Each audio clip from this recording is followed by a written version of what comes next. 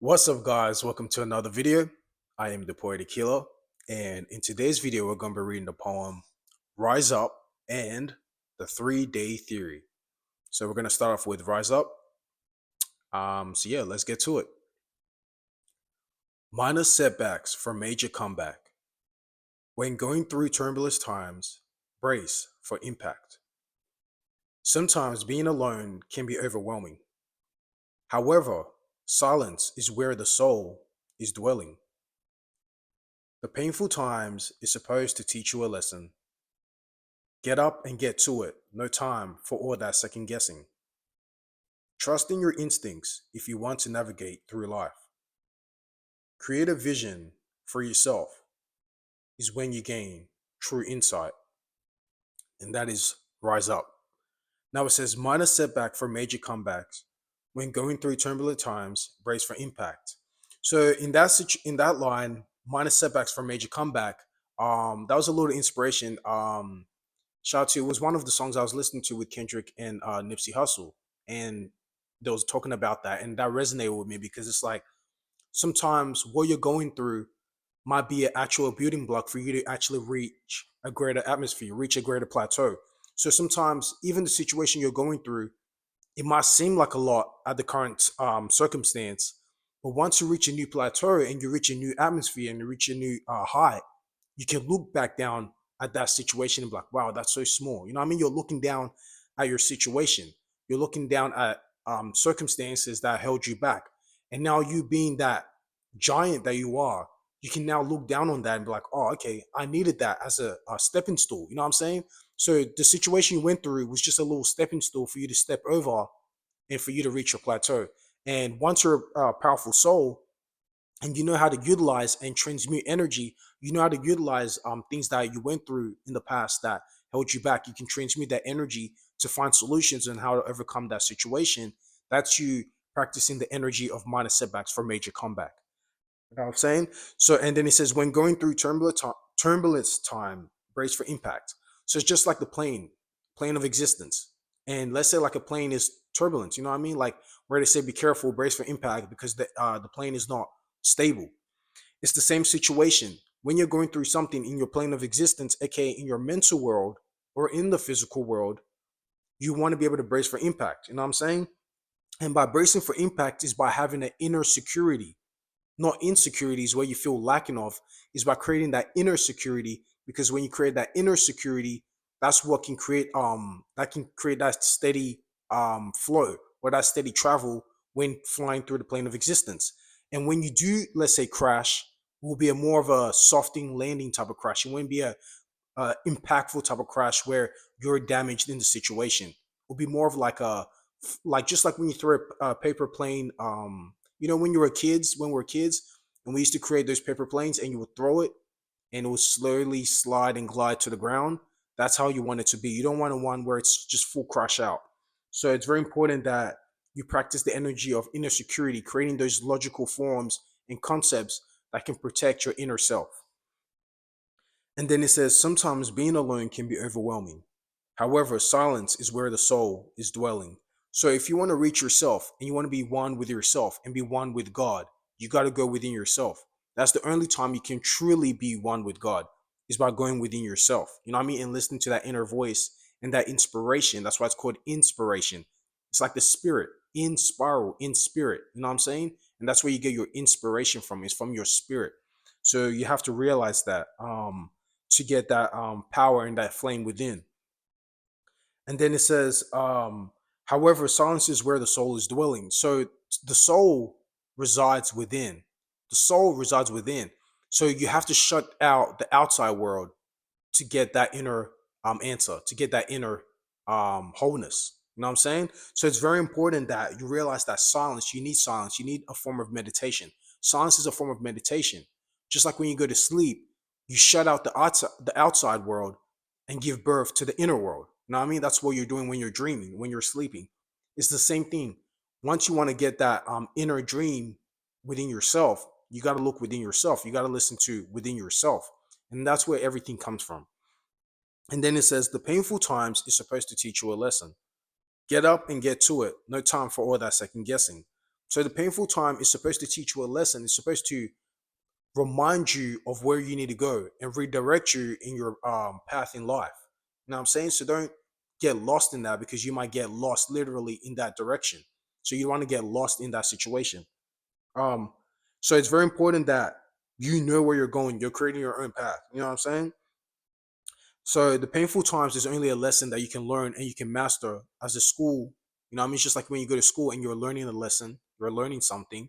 And once you master that lesson, you can actually graduate into a higher grade. You know what I'm saying? So it's the same thing. You have to always practice the science of these type of experiences.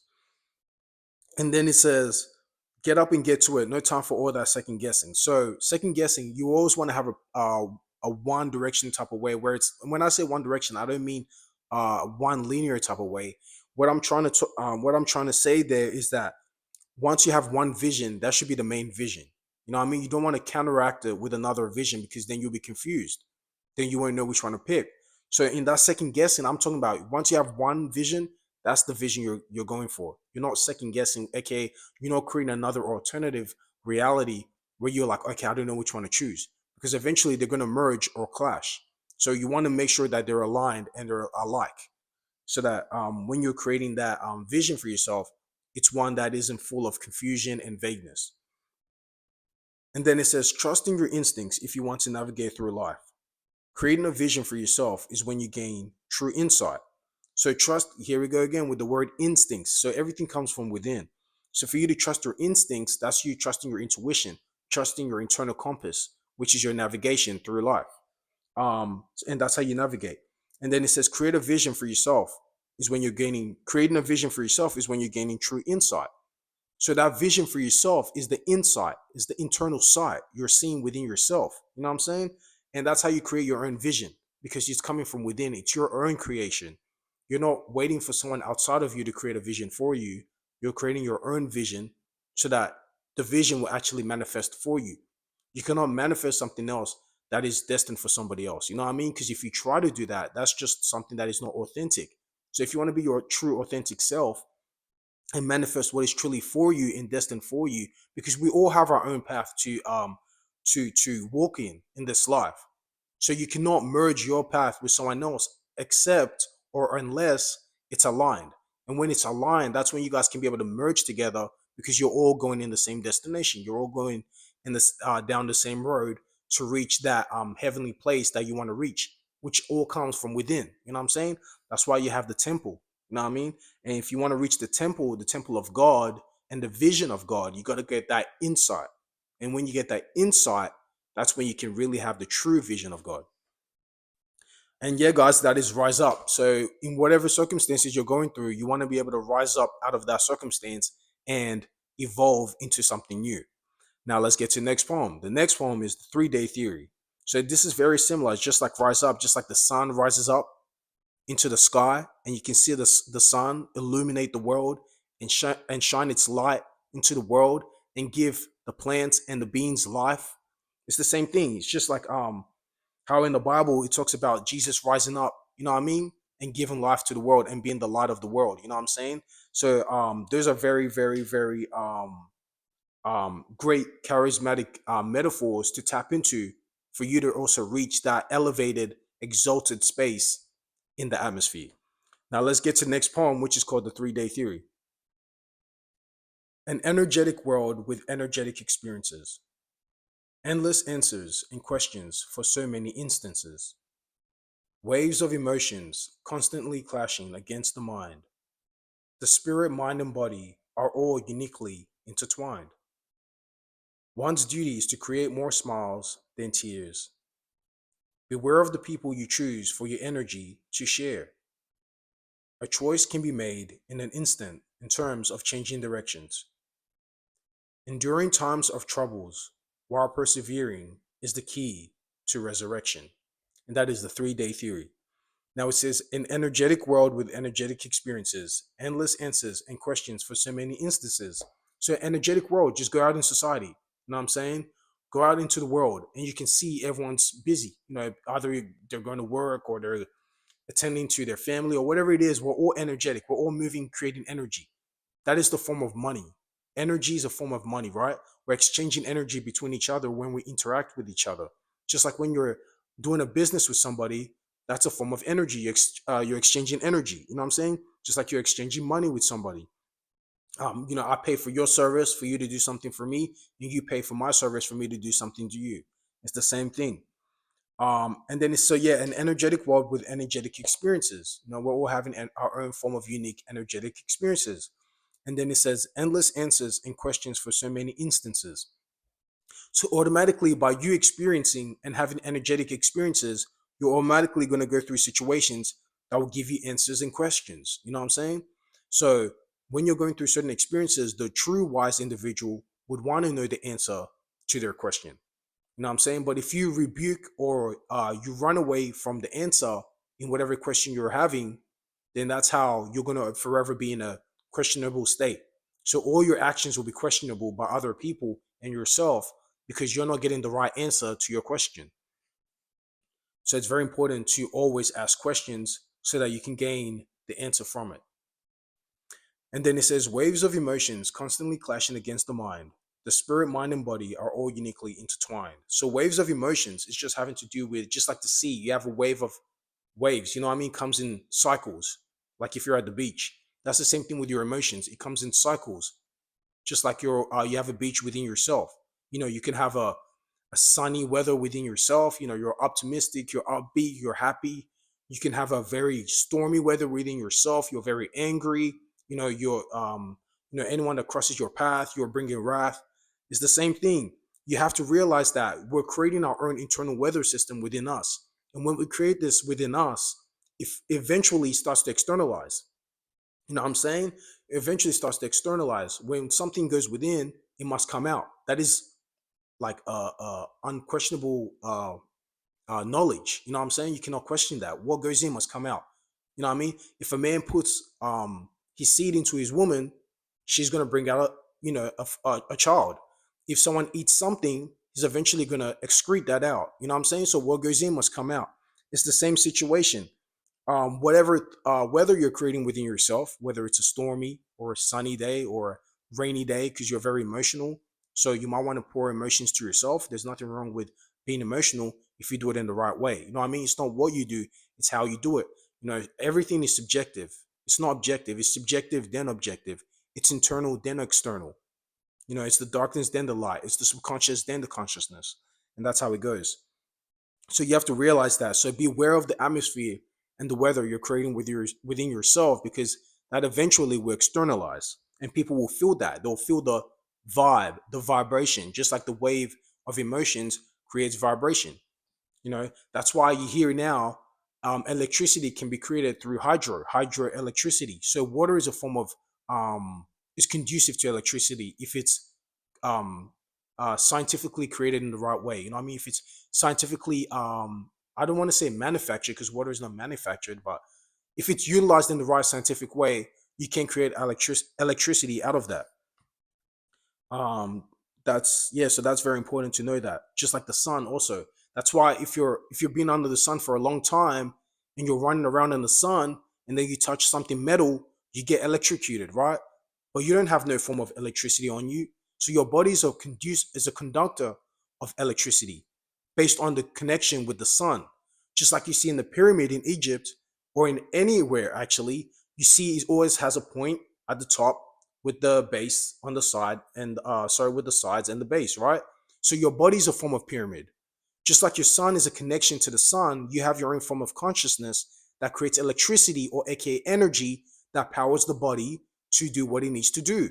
That was the mechanics of the pyramid, was to channel energy from the sun to electrify that building or electrify the architect. You know what I'm saying? It's the same thing. Everything we're doing, just like the tree, the Christmas, you got the star with the tree. That's you. Your body is like the tree, and your mind is the star. So you want to have a unique mind, so you can have a unique star like mind. You know what I mean? The more you act out the characteristics of the things you see outside of you, the more these things will manifest for yourself within yourself. You know what I'm saying? Because everything is intertwined. Like I've said in my video, it's dualistic in nature. All right, let's get to the next line. And then it says, One's duty is to create more smiles than tears. Beware of the people you choose for your energy to share.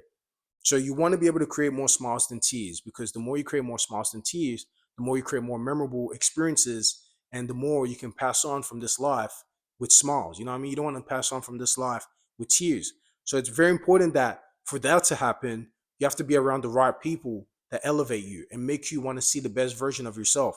You know what I'm saying? If you're around people that's always trying to shoot your visions down or trying to stop you in whatever you're doing, then you're never going to have that much smile, right?